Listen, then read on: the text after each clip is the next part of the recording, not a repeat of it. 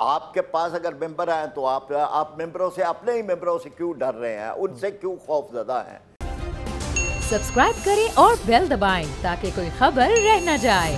Doctor Farid Paracha साहब, तहरीक अदम एतमाद का वावेला मचा हुआ है और पाकिस्तान की जो हिस्ट्री है वो हमारे सामने है। वो ये कि प्राइम मिनिस्टर के खिलाफ कभी भी तहरीक अदम एतमाद कामयाब नहीं हुई। आपको लगता है कि ये वाली तहरीक अदम एतमाद खान साहब को हटा पाएगी या खान साहब को एक और यहाँ से बूस्ट मिलेगा एज ए प्राइम मिनिस्टर? देखिए, एक तो फारूकी साहब, तहरीक अदम एतमाद जो है वो एक आईनी रास्ता है जी। हमने इस मुल्क में गैर आईनी रास्ते देखे हैं, या फौज के ज़रिए से, मार्शल लॉ के ज़रिए से, 58(2)B के ज़रिए से हुकूमतें ख़त्म की गई हैं। तो उसमें अगर एक आईनी रास्ता इख्तियार किया जा रहा है तो कोई उसमें घबराहट की बात नहीं है।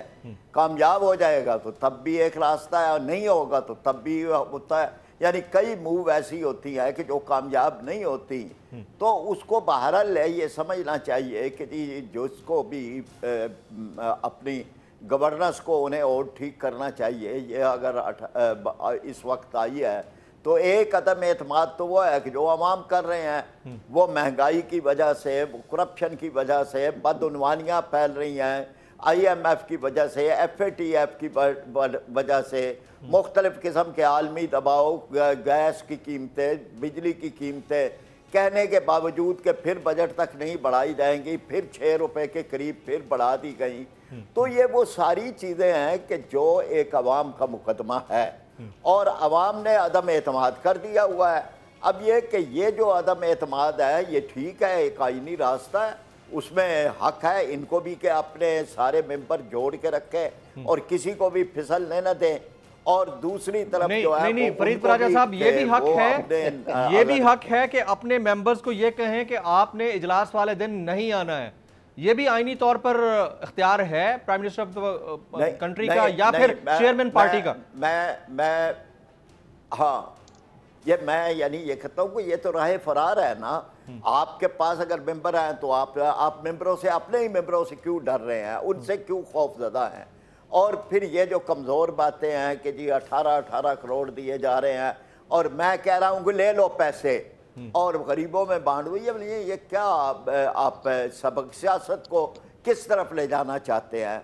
और उसके बाद जो पार्लियामेंट लाजिज वगैरह में हुआ, मैं ये समझता हूँ कि ये तहरीक अदम एतमाद को सब्र और तहम्मुल के साथ, बर्दाश्त के साथ, संजीदगी और वक़ार के साथ लेके चलना चाहिए दोनों ग्रुपों को, अपोजिशन को भी और हुकूमत को भी। ये एक सीरियस अमल है, एक सियासी अमल है, एक पार्लिमानी अमल है और पार्लिमानी अमल को पार्लिमानी रवायात की तरह बढ़ना चाहिए।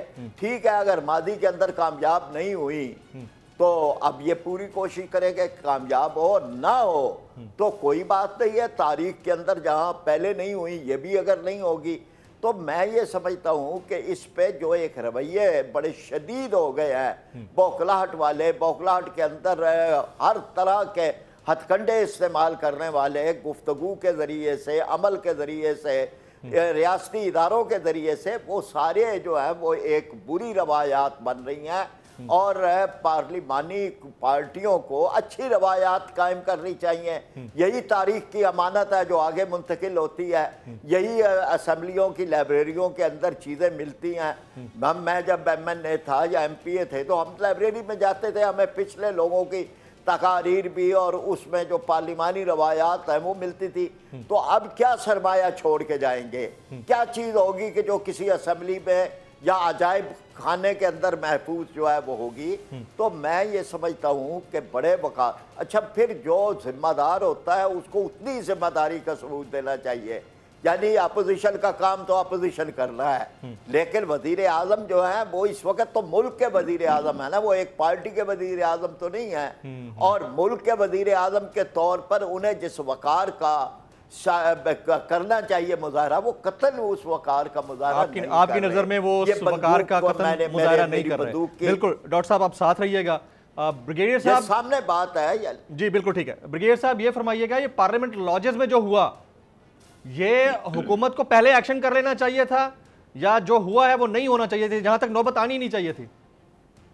देखें, इसमें जमील सबसे बड़ी तो हुकूमत की ख़ास तौर पे जो सिक्योरिटी फोर्सेस हैं इस्लामाबाद में पुलिस की, जी। वो उनकी नाअहली है कि why they were allowed to enter. आपको पता था कि यहाँ पर इस वक्त बहुत ज़्यादा सारे पॉलिटिकल अपोजिशन पार्टी के लीडर्स वहाँ पर पार्लियामेंट लॉजेज में हैं। जी जी। इसकी सिक्योरिटी वैसे ही बढ़ा देनी चाहिए थी। नंबर 3, वहाँ पर पहले फोर्स होनी चाहिए थी जो कि कोई ऐसी बात होती जो उसके एंटर कर लेते। नंबर 3, जब वो अगर आप भी आने के बाद हमने देखा कि लॉन में जत्थे की सूरत में बैठे हुए थे, एमएनए भी बैठे थे, वहीं पर उनको लॉजेज में जाने से पहले उधर ही ब्लॉक कर लेती फौज आती है, उनको वहाँ से उठा के बाहर ले जाती ये पुलिस और ले जाती और वहाँ जाके उनको मुंतशिर कर देती। तो आई थिंक एक तो पहले तो हमारी अपनी इनएफिशिएंसी है जो वहाँ की लोकल पुलिस की है। उसके बाद एग्रीवेट सिचुएशन जो की है ना, वो आपके पीएमएल ये जेयूआई ने की। आपको जब वो रिक्वेस्ट करें 2-3 घंटे से जी कि आप ये लोगों को निकाल लें, यहाँ पर लेडीज भी हैं और लोग भी हैं, काफ़ी लोग हैं, तो आप यहाँ से उनको भेज देते, कहते ठीक है जी you got your presence shown, आप उनको कहते जी बाहर ले जाते, ख़त्म हो जाती बात। आप उनको ले पे नहीं जाते, उनको यूनिफॉर्म भी कपड़े चेंज करा देते हैं, फिर रजिस्ट करते हैं, तो फिर आपको कहीं ना कहीं तो writ of with you can't have a state with in a state. जिस तरीके से मौलाना फजलुर रहमान की गुफ्तगू कि जी पूरा पाकिस्तान बंद कर दो, हमने आप तबले जंग बजा दिया, you can't fight with the writ of the government. इसलिए यहाँ पर दोनों तरफ से गलती है। पहले ये सिचुएशन को होना ही नहीं चाहिए था, जब हो गया था तो डिफ्यूज करने के लिए मुज़ाकरात करते, आई थिंक डीआईजी या आईजी इस्लामाबाद आ जाते, वो इनके पॉलिटिशियन से बात करते और लोगों को यहाँ से निकाल लेते। ना करते then yes you have to show your rate, और उसके लिए फिर जो कानूनी कार्रवाई है वो जरूर करने की जरूरत होती है। राइट। अजहर सिद्दीक साहब, क्या चेयरमैन ऑफ द पार्टी या फिर प्राइम मिनिस्टर के पास अपने हुकूमती अरकान को कहने का इख्तियार है कि आप छुट्टी कर लीजिएगा जिस दिन इजलास होगा तहरीक अदम एतमाद वाले दिन? ये आईनी हक है किसी भी पार्टी चेयरमैन का? जमील, 2 पहलू याद रखने हैं आपने।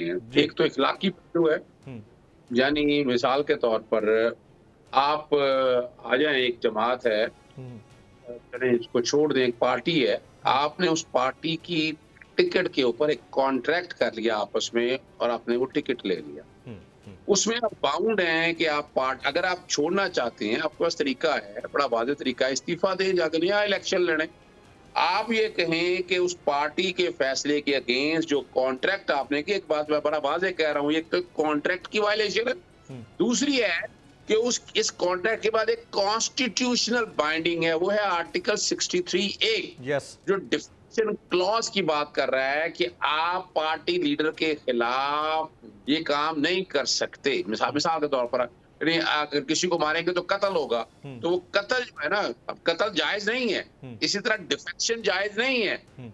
आप करेंगे तो बात है, लेकिन पहले आपको ये समझा दें 3 शक्लों में डिफेक्शन आप नहीं कर सकते, ये आइन आपका कह रहा है। फिर अगर आप आ जाएं, फिर पार्लियामेंट लीडर के पास इख्तियार है, वो सबको कहे भाई आपने नहीं वोट डालना, अगर डालना चाहते जाएं, इस्तीफा दे, नया इलेक्शन लड़ें, आप करें, ये उसके पास इख्तियार मौजूद है। वो उनको रोके, वो रोक के भाई आपने, मैं लीडर हूँ, ये मैं लीडर हूँ, ये मैंने फैसला करना है, और वो कर सकता है। और उसमें 2-3 हाल बड़े वाज़ेह हैं। रूल 37 को अगर नेशनल असेंबली रूल्स के सामने रखे, वो उनको रोक दे और स्पीकर को कहे भाई मैंने इनको इंस्ट्रक्शन दी है, इनको ये वोट में खिलाफ नहीं डालेंगे और इनको रोका जाए, वो कह सकते हैं। वो एक अलग बात है वो रोकें या ना रोकें। अब दूसरी जहां तक बात है ना, हुकूमती हल्के इस बात की इंटरप्रिटेशन गलत कर रहे हैं। फर्ज करें आप रोकने के बावजूद वो लोग आ जाते हैं, वोट डाल देते, तो वोट कास्ट हो गया आपका, और आप डिफेक्शन होगी कत्ल होने के बाद। आप जब वोट डाल देंगे, डिफेक्शन हो गई, उसके लिए पार्टी लीडर शोकाज करेगा। पार्टी लीडर जो पहले लेटर लिख चुका है, वो शोकाज में कह के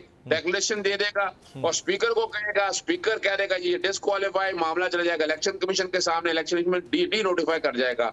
और इसमें वो जो बंदा है ना, एक दफा वोट डालने के बाद अब दूसरा जो वजीर आज़म आएगा, उसको एतमाद का वोट देना होगा।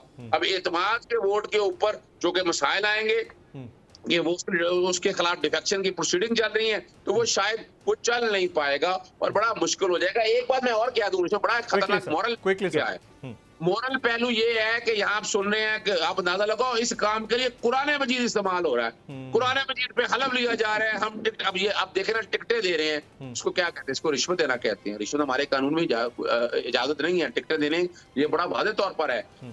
आप उसको एलोर कर रहे हैं, आप उसको ऑफर कर रहे हैं और कुरान मजीद पर रख कर रहे हैं, और ये आप इजाजत देता है, आपका ज़मीर इजाजत देता है। मैं मोरालिटी की बात भी कर रहा हूँ, मैं कॉन्स्टिट्यूशनल भी, और इसको हर एक को कंडेम करना चाहिए डिफेक्शन को वाज़े तौर पर।